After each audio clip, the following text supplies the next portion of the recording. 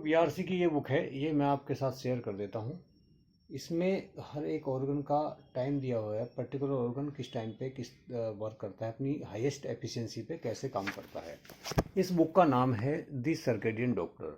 इसी बुक से हमने ये सब जानकारियाँ हासिल करी हैं और डॉक्टर बीआरसी जी के कई सारे कोर्स हमने किए हैं, तो उन्हीं से जो मिली जानकारी है वो हम आप तक पहुँचाते हैं।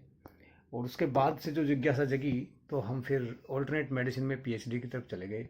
तो ये था हमारा छोटा सा परिचय। Good morning friends, my name is Digambar Sharma and you are watching my channel DK Sharma naturopath.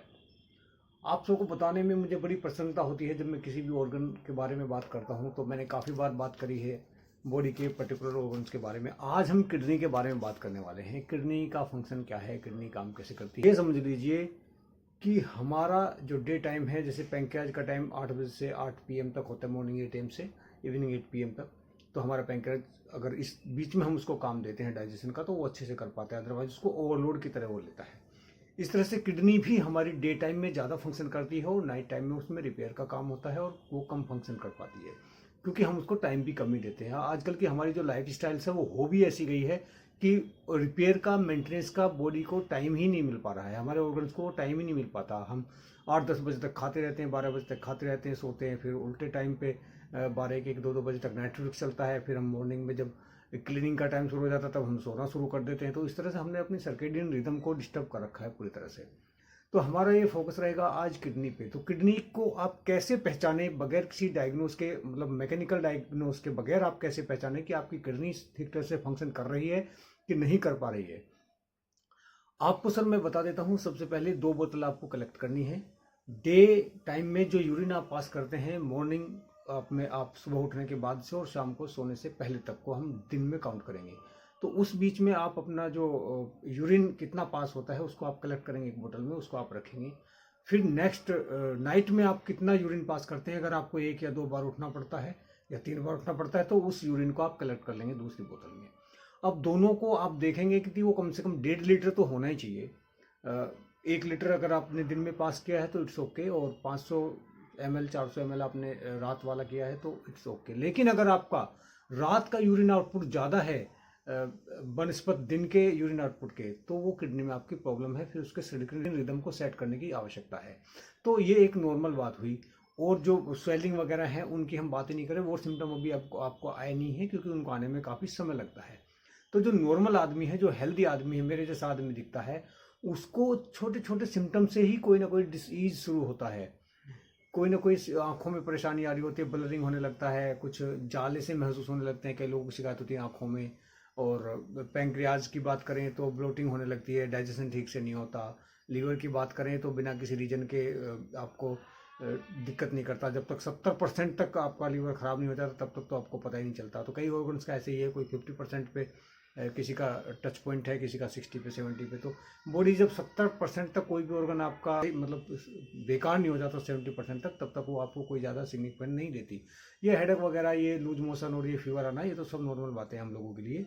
इनको कभी और बात करेंगे, आज फोकस हमारा किडनी पे है। तो किडनी के लिए मेरे को यही बताना है कि आपको नॉर्मली बिना किसी डायग्नोस के और बिना किसी सिम्टम के अगर आपका यूरिन आउटपुट दिन में ज़्यादा है तो बहुत ही अच्छा है। रात को आपको नींद में उठना नहीं पड़ता, तो इस बेटर, इससे बेस्ट तो कोई हो ही नहीं सकता कि आप एक बार अपना 9 बजे 10 बजे तक बेड पे जाते हो, सुबह मॉर्निंग में उठते हैं, एक ही बार अपना यूरिन टॉयलेट जो भी आपने पास करना है वो करते हैं, रात को आपको डिस्टर्ब नहीं होता। लेकिन एक आध बार होता है तो इट्स ओके, नो प्रॉब्लम। क्योंकि कई बार हम क्या करते हैं, शाम के टाइम में ज़्यादा फ्रूट डाइट ले लेते हैं, तो जब डाइजेशन का प्रोसेस होता है तो वो करना पड़ जाता है, उसकी प्रेशर आ जाती है। तो ऐसा कभी होता है एक आध बार, तो वो ठीक है, वो नॉर्मल है, उसको अदरवाइज लें। तो ये हुई सिंपल सी बात। लेकिन अब इसको इंश्योर कैसे करें कि हम हमारी किडनी ठीक तरह से फंक्शन करे और नॉर्मली हमको कोई दिक्कत ना आए। तो इसके लिए आपको सबसे पहले जो आयुर्वेदा में बताया गया है, दिनचर्या में बताया गया है आपको, कि ब्रह्म मुहूर्त में आप उठें और ब्रह्म मुहूर्त में उठ के जो उषापान की बात हम करते हैं, पानी पीने की बात करते हैं, 5 बजे के आसपास, 4:30 बजे आप उठ जाते हैं, थोड़ा वॉक करें, शरीर को थोड़ा जगाएं, अपने अंगों को।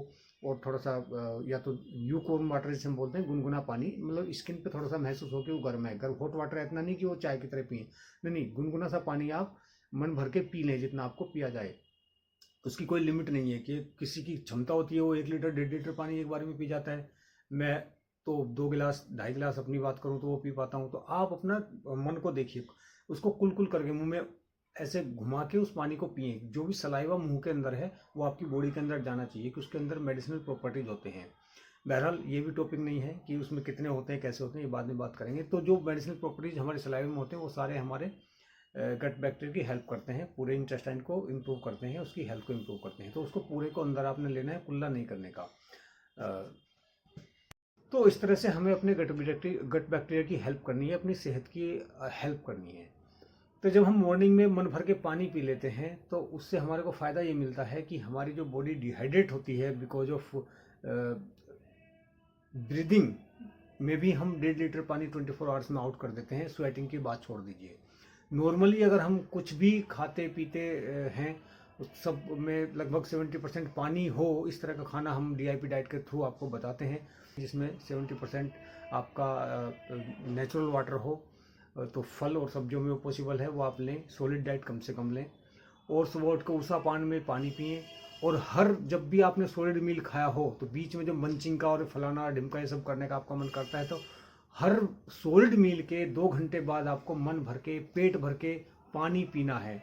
ऐसा कम से कम दिन में 2 बार जरूर करें। आप चाय की चुस्की और सुट्टा मारने जाते हैं, वहाँ आप मन भर के पानी पीजिए पेट भर के। तो होगा क्या, आपकी बॉडी के अंदर जितने भी टॉक्सिन्स हैं जो खाने के साथ गए हैं, हवा के साथ गए हैं, सांस के साथ आपके अंदर जाते हैं, तो वो सब आपके बाहर होंगे, फ्लश आउट होने में ईजी होगा। आप स्वेटिंग के जरिए बाहर निकल जाएगा, ब्रीदिंग के जरिए जो पानी यूज होता है उसमें वो बाहर निकलेगा, स्टूल से आपका पास होगा, यूरिन से पास होगा। तो 2 बार आपको मिनिमम दिन में यह इंश्योर करना है कि आपको पानी मन भर के पीना है। एक तो मॉर्निंग में उषापान जब आप करते हैं सुबह उठ के ब्रह्म मुहूर्त में, तो वो उषापान आप जरूर करिए गुनगुने पानी के साथ। एक बार कम से कम ये इंश्योर करिए कि आप सॉलिड मील लंच लेते हैं तो उसके बाद आप 2 घंटे बाद, 2.5 घंटे बाद, 3 घंटे बाद एक बार मन भर के पानी पी के देखिए। आपकी एनर्जी लेवल इस तरह से बूस्ट होगी, आप खिले हुए फूल की तरह खिलेंगे। सिर्फ मेरी ये बात मान के देखिए, कॉन्स्टिपेशन जैसी समस्याएं आपकी ऐसे ही जाने लगेंगी बिना किसी एक्स्ट्रा एफर्ट के। रही बात किडनी की, जब आपका जो खाना है वो और फ्लूइड की मात्रा जो ब्लड में हो पूरी रहेगी तो किडनी आपकी ठीक तरह से फंक्शन कर पाएगी। क्योंकि आपने जब पानी ही नहीं पिया तो आउटपुट में क्या देगा, तो जो उसमें टॉक्सिन्स हैं उसको क्लीन कैसे करे, उसको फ्लश आउट कैसे करे। तो इस जरूरी है, हाइड्रेटेड रखना बहुत ज़रूरी है। तो सबसे पहली बात ये थी कि आप समझ गए हैं कि किडनी आपकी ठीक से काम कर रही है, वो मैंने इसको बताया। उसका सर्केडियन रिदम आपका ठीक से काम कर रहा है आपकी किडनी का, वो मैंने आपको बताया। और अगर नहीं कर रहा है तो उसकी हेल्थ को कैसे हम पानी पी के और अपनी डाइट में थोड़ा मॉडिफिकेशन करके उसको कैसे हम सेट कर सकते हैं सर्केडियन रिदम को अपने ऑर्गन का, तो वो मैंने आपको बताया। तो इस तरह से आप चीज़ों को समझेंगे और अपने जीवन में अपनी सेहत में सुधार लाएंगे। अगर आप कोई भी जानकारी चाहते हैं, ज़्यादा जानकारी चाहते हैं, तो आप मेरे नंबर पे कांटेक्ट कर सकते हैं। अगर आप थोड़े जिज्ञासु किस्म के आदमी हैं तो डॉक्टर BRC की ये एक बुक है, द सर्केडियन डॉक्टर, इसे आप पढ़ सकते हैं मंगवा के। इसमें सारा कुछ सिस्टम दिया हुआ है कि कौन सा ऑर्गन किस तरह से काम करता है, ये मैं आपके साथ शेयर कर दूँगा।